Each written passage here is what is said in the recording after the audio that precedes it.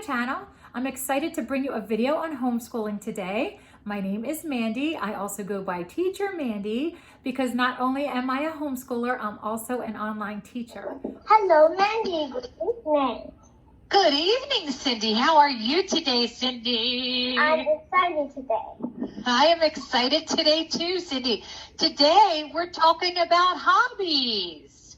Hobbies. Indoor hobbies. That's right. Are you ready to talk about hobbies today? Yes, I'm ready. Let's go, Cindy. I teach for 3 different companies and I absolutely love what I do because it gives me the freedom to work from home while homeschooling my 2 boys and allows me to make a second income on the side as well. I've been homeschooling for the past 9 years. That may sound like a really long time, but this is my path, this is my journey, and time flies when you're having fun, right? So let's get started. I hope by the end of this video you feel encouraged and motivated and just have an overall sense of confidence that you can homeschool. You can do it. So many parents say they don't have the patience, they don't know where to begin, what curriculum do I choose, how do I do it, how do you do it? It seems so overwhelming at first.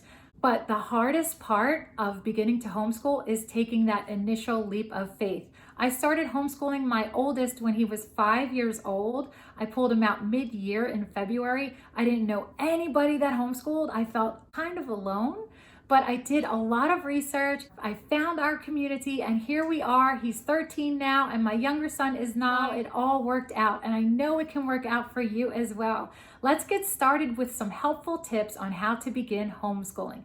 Tip number 1. First and foremost, before you do anything else, research your state laws. Once you choose to homeschool, it's so important to identify what your state requires in order to be in compliance with state law. The resource I used was HSLDA. HSLDA stands for Homeschool Legal Defense Association. HSLDA is basically a group of lawyers that are there to provide legal representation to homeschoolers who need them. You don't have to be a member of HSLDA in order to homeschool. However, it's definitely something to consider to have in your back pocket. There is an annual membership fee, but I feel it's worth it. If you do not become a member of HSLDA, you can still search their website, hslda.org, to find your state law. Tip number 2, deschooling. Deschooling, what is deschooling? Actually, deschooling is exactly how it sounds. Deschooling is the adjustment period when a child goes from the traditional school setting into the home education setting. Deschooling is the time it allows a child to get reacclimated to their new surroundings and their new structure. Deschooling is really important. If parents decide to take their children out of the school setting and bring them home and immediately jump into the homeschool curriculum, you may run into some issues such as behavioral issues, tears, the child may feel overwhelmed, they may get frustrated, you may get a lot of pushback. Deschooling is to help avoid these issues. Deschooling can look different depending on the child's age. The general rule of thumb is to deschool the number of months compared to the number of years the child was in school. For example, if the child was in school for 3 years, it's recommended to deschool for 3 months. If they were in school for 2 years, it's recommended to deschool for 2 months. My son was 5, he was fairly young. Play was important to me at that age anyway. And so our deschooling had a lot of play. We had a lot of reading together, a lot of letters, a lot of math, very relaxed, lighthearted, no pressure, no formal curriculum. When I had pulled him out of school, my goal was to have him reading by the end of that year, but I held off and I chose to deschool him a bit to get him acclimated to the home setting. And then we resumed into our formal curriculum after that. For older students, it may look like exploring their interests. Let your children explore their interests if they're older. Take them to the library, let them pick out the books they want, let them read magazines, comics, anything they want to do. Let them explore sports or music. Even if they want to just relax, just let them relax. That's what homeschooling is all about, working what's best with your family. Tip number 3. This is my favorite tip. I feel this tip will help you the most once you start homeschooling.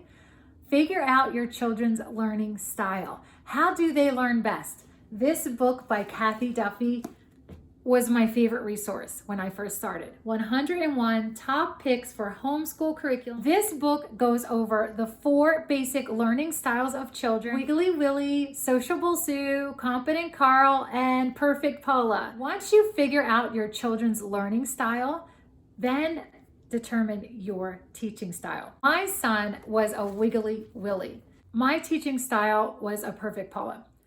Really quickly, Perfect Paula does not mesh well with Wiggly Willy. I had to learn that Perfect Paula was not going to work with my 2 boys.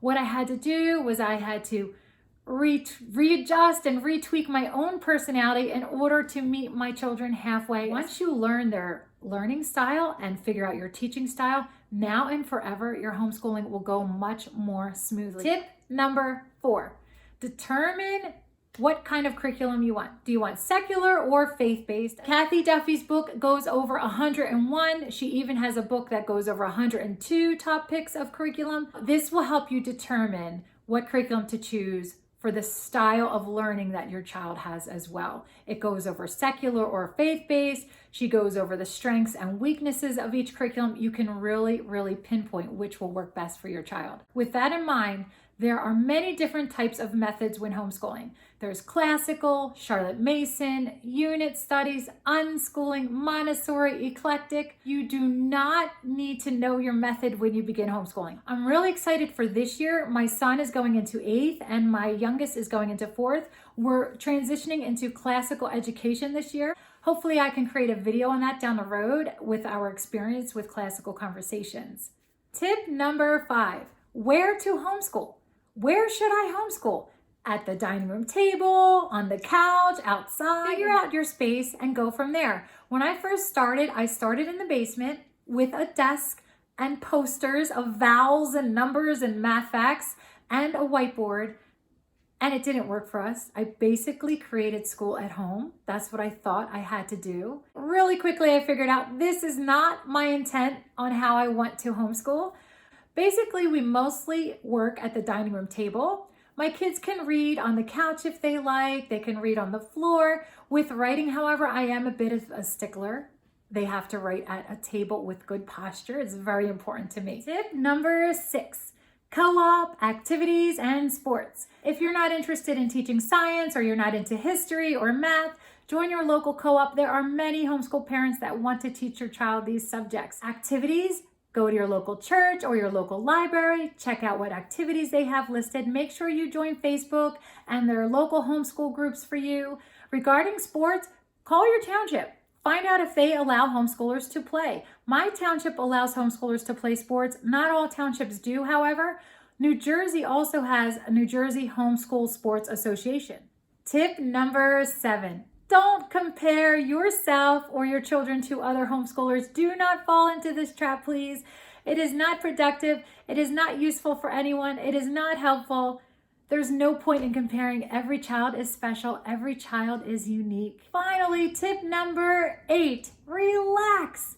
Relax and enjoy the process. If you find yourself getting impatient or frustrated, or they're frustrated, that's always a sign it's time to take a break. This is actually why we school year round. It seems to work really well for us because we can take longer breaks when needed and we never feel that we are falling behind. It's really an amazing experience to homeschool. I hope to bring you more tips and experiences along the way. I will link HSLDA and Cathy Duffy below. If you have any questions or have any ideas of new topics you'd want me to do on homeschooling or on online teaching as well, I'd be happy to share more videos. See you next time.